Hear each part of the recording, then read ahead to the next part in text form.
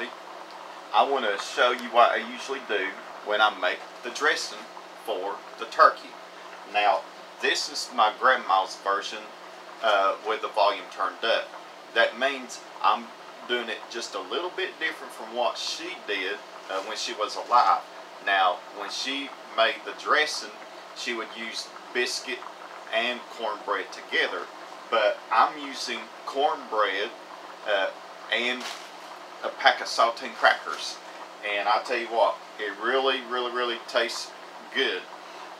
What I did was I took a recipe of my favorite cornbread that I've been making for a long time and just baked it in a pan like this. Now I'm going to use the same pan to bake the dressing in the oven, and I took 3 chicken breasts and I poached them in some chicken broth. You can use low sodium in the box at the grocery store, but you would want to reserve the liquid because you're going to use that to mix in with the dressing. So I shredded the chicken up into pieces like this, and I've also got some butter in here. You want unsalted butter, so I'm going to put these crackers in here, a whole pack of crackers that I crumbled up and put in there. Now, I'm going to put some spices in here. Now I'm going to put some onion powder. I'm probably using about a tablespoon or so of each. Use some Italian seasoning.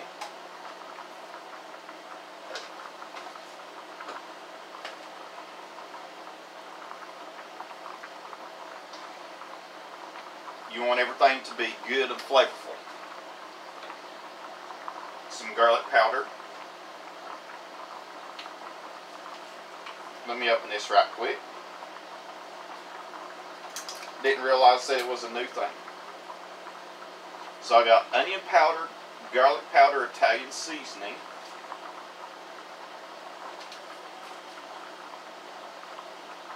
Some sage. I can remember my grandma growing sage, drying it in the oven, and that's what she used to put in her dressing. So just a little bit of sage. Now a little bit of sage goes a long way. Don't overdo it.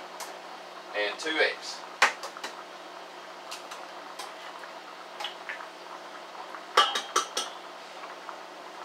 Now what I usually do is I put all of the dry ingredients together, like the crackers, the bread, the cornbread crumbs, and the herbs and spices here. And I'm going to put a little bit of salt. You don't want to overdo it because the crackers have got salt. Okay, probably about a teaspoon. And what I usually do, and I didn't do it this time, was I mix all the dry ingredients first, like the herbs, the crackers, and the cornbread crumbs.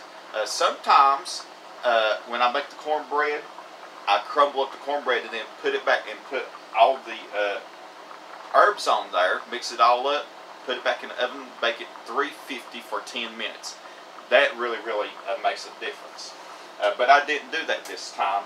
I'm just doing it like it is right here. So I got everything ready, set, go. I'm going to mix it up, making a mess, but that's okay.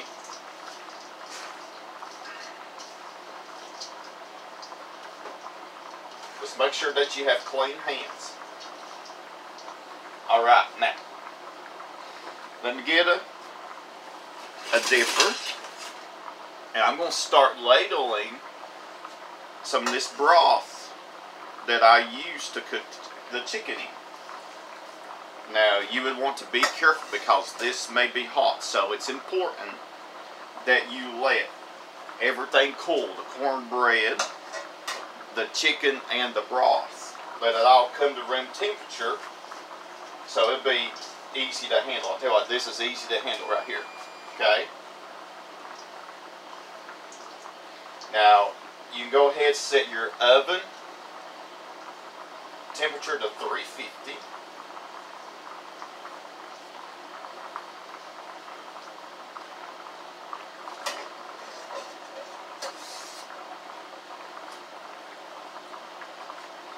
Now, you don't want this to get too soupy on you, okay? Extremely important. You want it to be moist, but not soupy.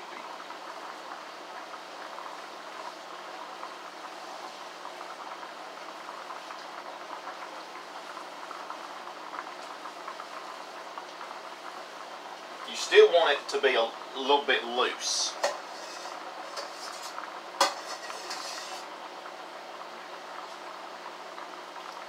Now, if you have broth left over, don't throw it away because you can make the gravy out of it. And I'll show you how I do that in another video.